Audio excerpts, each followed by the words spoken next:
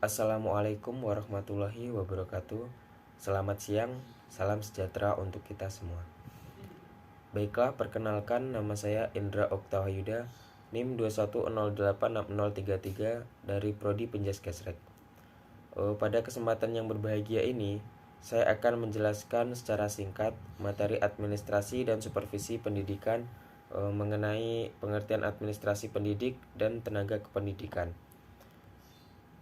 Untuk memenuhi tugas dari Bapak Dr. Hanif Al-Qadri, SPD MPD, sesi 2022-2127-0107. Baiklah, tanpa memperpanjang mukadimah, langsung saja ke materi yang pertama, yaitu pengertian administrasi. Menurut Ramadhani, dikutip dari Purwanto tahun 2007, kata administrasi secara harfiah dapat diartikan sebagai kegiatan atau usaha untuk membantu, melayani, mengarahkan, atau mengatur semua kegiatan di dalam mencapai suatu tujuan.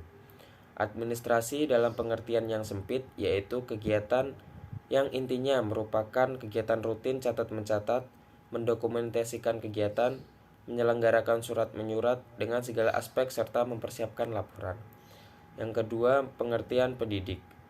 Menurut Undang-Undang Nomor 20 Tahun 2003 Bab 11, Pendidik dan Tenaga Kependidikan Pasal 39 mengatakan bahwa pendidik merupakan tenaga profesional yang bertugas merencanakan dan melaksanakan proses pembelajaran, menilai hasil pembelajaran, melakukan pembimbingan dan pelatihan, serta melakukan penelitian dan pengabdian kepada masyarakat, terutama bagi pendidik di perguruan tinggi. Pendidik juga merancang, melaksanakan, dan menilai hasil pembelajaran serta membimbing, melatih, meneliti, dan mengabdi pada masyarakat. Yang ketiga, pengertian tenaga kependidikan. Menurut Undang-Undang Nomor 20 Tahun 2003 Bab 11, Pendidik dan Tenaga Kependidikan Pasal 39, tenaga kependidikan bertugas melaksanakan administrasi, pengelolaan, pengembangan, pengawasan, dan pelayanan teknis untuk menunjang proses pendidikan pada satuan pendidikan. Tenaga kependidikan terdiri dari orang-orang yang berada di satuan pendidikan yang berpartisipasi dalam penyelenggaraan pendidikan, baik secara tidak langsung terlibat dalam proses pendidikan tersebut. Yang selanjutnya yaitu proses administrasi pendidik dan tenaga kependidikan. Yang pertama yaitu pengadaan tenaga kependidikan. Pengadaan tenaga personil adalah proses kegiatan untuk mengisi formasi yang kosong. Perlu diketahui bahwa lowongannya suatu formasi di samping disebabkan karena pengembangan lembaga dengan menambah jabatan-jabatan baru yang disebabkan oleh adanya personil lembaga yang berhenti. Sumber pegawai dapat dari lembaga itu sendiri atau internal dan dari luar eksternal. Artinya pegawai yang akan internal lembaga, artinya pegawai yang akan mengisi lowongan jabatan itu ditarik dari pegawai yang telah ada. Dalam organisasi bersangkutan, dalam pengadaan tenaga kependidikan perlu dilakukan beberapa langkah, yaitu sebagai berikut. Yang pertama, pengumuman adanya formasi baru. Dalam pengumuman pengadaan tenaga pendidikan, hal yang harus tercantum adalah sebagai berikut. Jenis atau macam pegawai yang dibutuhkan, persyaratan yang dituntut dari para pelamar, batas waktu dimulai dan diakhiri pendaftaran, dan alamat dan tempat pengajuan pelamaran. Yang kedua yaitu pendaftaran. Pendaftaran dilakukan setelah pengumuman tersebar, dan pendaftar mengajukan pemohonan dengan memenuhi syarat yang telah ditentukan beserta lampiran lainnya yang dibutuhkan. Yang ketiga yaitu seleksi atau penyaringan. Dalam pengadaan tenaga kependidikan, penyaringan dilaksanakan melalui 2 tahap yaitu penyaringan administratif, ujian atau tes, pemeriksaan medis atau kesehatan calon. Yang keempat yaitu pengumuman. Pengumuman ini berisi peserta yang lolos dalam seleksi sesuai ketentuan dan penempatan kerja. Yang kedua yaitu manajemen tenaga kependidikan. Menurut Ramadhani pada tahun 2015, manajemen tenaga kependidikan yaitu rangkaian kegiatan menata tentang kependidikan mulai dari merencanakan, membina, hingga pemutusan hubungan kerja agar dapat menyelenggarakan secara efektif dan efisien. Dalam Undang-Undang Nomor 43 Tahun 1999 Yang dimaksud manajemen kepegawaian atau PNS adalah keseluruhan upaya untuk meningkatkan efisiensi, efektivitas, dan derajat profesionalisme. Fungsi dan kewajiban kepegawaian yang meliputi perencanaan, pengadaan, pengembangan kualitas, penempatan, promosi, penggajian, kesejahteraan, dan pemberhentian. Yang ketiga yaitu pengangkatan tenaga kependidikan. Setelah dilakukannya pengadaan dan manajemen tenaga kependidikan, mereka yang terpilih menjadi tenaga kependidikan akan diangkat secara sah atau secara formal oleh menteri atau lembaga pendidikan yang ada. Yang keempat yaitu penempatan tenaga kependidikan. Setelah dilakukannya pengangkatan, akan dilakukan penempatan bagi tenaga kependidikan sesuai dengan skill masing-masing anggota. Penempatan ini juga didasarkan pada bidang keahlian masing-masing anggota.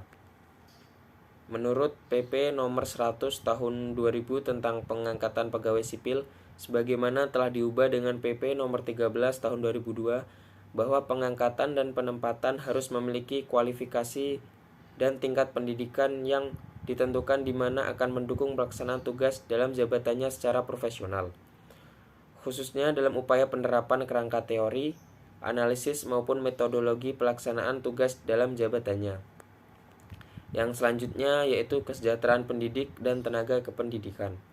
Untuk kesejahteraan pendidik dan tenaga kependidikan, maka mereka akan diberi tunjangan sesuai syarat yang ada. Berikut jabarannya.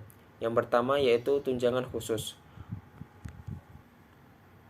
Jumlah dana tunjangan khusus bagi guru PNS dan guru bukan PNS yang telah inpassing adalah setara 1 kali gaji pokok.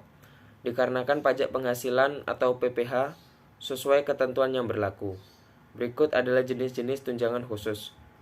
Yang pertama, tunjangan khusus jenjang pendidikan menengah. Yang kedua, tunjangan khusus ditunjuk untuk mewujudkan amanat undang-undang guru dan dosen. Dan yang ketiga, daerah khusus. Yang kedua, ada tunjangan fungsional. Tunjangan ini diberikan kepada guru PNS dan non-PNS dari sekolah negeri dan swasta. Berdasarkan data dari Setdijen PMPTK, pembayaran tunjangan fungsional besarnya berdasarkan golongan 2, 3, dan 4. Untuk guru non-PNS diberikan subsidi secara bertahap sesuai dengan kemampuan keuangan negara. Undang-Undang Nomor 14 Tahun 2005 Pasal 17 mengamanatkan pemerintah daerah memberikan tunjangan fungsional sebagaimana dimaksud kepada guru yang diangkat oleh satuan pendidikan yang diselenggarakan oleh pemerintah dan pemerintah daerah. Yang ketiga yaitu tunjangan profesi. Undang-Undang Nomor 14 Tahun 2003 Pasal 16 menjelaskan bahwa pemerintah memberikan tunjangan profesi sebagaimana dimaksud kepada guru, PNS dan non-PNS yang telah memiliki sertifikat pendidik yang diangkat oleh penyelenggara pendidikan dan satuan pendidikan yang diselenggarakan oleh masyarakat. Tunjangan profesi diberikan setara dengan 1 kali gaji pokok guru yang diangkat oleh satuan pendidikan yang diselenggarakan oleh pemerintah atau pemerintah daerah yang tingkat masa kerja dan kualifikasi yang sama. Selanjutnya yaitu cuti pendidik dan tenaga kependidikan. Yang pertama yaitu cuti tahunan. Merupakan hak PNS termasuk CPNS yang telah bekerja secara terus-menerus selama 1 tahun. Yang kedua yaitu cuti besar. Merupakan hak PNS yang telah bekerja paling kurang 6 tahun secara terus-menerus. Selanjutnya yaitu cuti sakit. Hak cuti sakit merupakan hak PNS atau CPNS wanita yang mengalami gugur kandungan atau lain sebagainya. Yang keempat yaitu cuti bersalin. Merupakan hak PNS atau CPNS wanita untuk persalinan anaknya yang pertama, kedua, ketiga. Jika cuti bersalin yang digunakan oleh CPNS wanita pada persalinan anak pertamanya, maka akan mengurangi hak cuti persalinannya ketika sudah menjadi PNS. Yang selanjutnya yaitu pembinaan dan pengembangan pendidik dan tenaga kependidikan. Menurut Purwanto, dikutip dari Nur tahun 2017, pembinaan atau pengembangan tenaga kependidikan merupakan usaha mendayagunakan, memajukan, dan meningkatkan produktivitas kerja setiap tenaga kependidikan yang ada di seluruh tingkatan manajemen organisasi dan jenjang pendidikan atau sekolah. Tujuan dari kegiatan pembinaan ini adalah tumbuhnya kemampuan setiap tenaga kependidikan yang meliputi pertumbuhan keilmuannya, wawasan berpikirnya, sikap terhadap pekerjaannya, dan keterampilan dalam pelaksanaan tugasnya sehari-hari sehingga produktivitas kerja dapat ditingkatkan. Suatu program pembinaan tenaga kependidikan biasanya diselenggarakan atas asumsi adanya berbagai kekurangan dilihat dan tuntutan organisasi, atau karena adanya kehendak dan kebutuhan untuk tumbuh dan berkembang di kalangan di kalangan tenaga kependidikan itu sendiri. Strategi pengembangan tenaga pendidik dan kependidikan meliputi proses dan langkah-langkah yang cukup kompleks, meliputi yang pertama yaitu analisis kinerja. Analisis dilakukan dengan prosedur analisis kinerja yang dapat dimulai dengan melihat dan membandingkan antara kinerja real tenaga pendidik atau kependidikan dengan standar kinerja yang sudah ditetapkan. Apakah sudah sesuai atau tidak dengan standar kinerja yang telah dipatok. Yang kedua yaitu analisis kebutuhan. Analisis kebutuhan pengembangan tenaga pendidik dan kependidikan didasarkan pada hasil analisis kinerja. Beberapa langkah yang perlu dilakukan yaitu sebagai berikut. Yang pertama, mengidentifikasi standar kinerja tenaga pendidik dan kependidikan. Yang kedua, mengidentifikasi kinerja tenaga pendidik dan kependidikan. Dan yang ketiga, mengidentifikasi kebutuhan pengembangan tenaga pendidik dan kependidikan. Yang selanjutnya yaitu analisis sumber daya.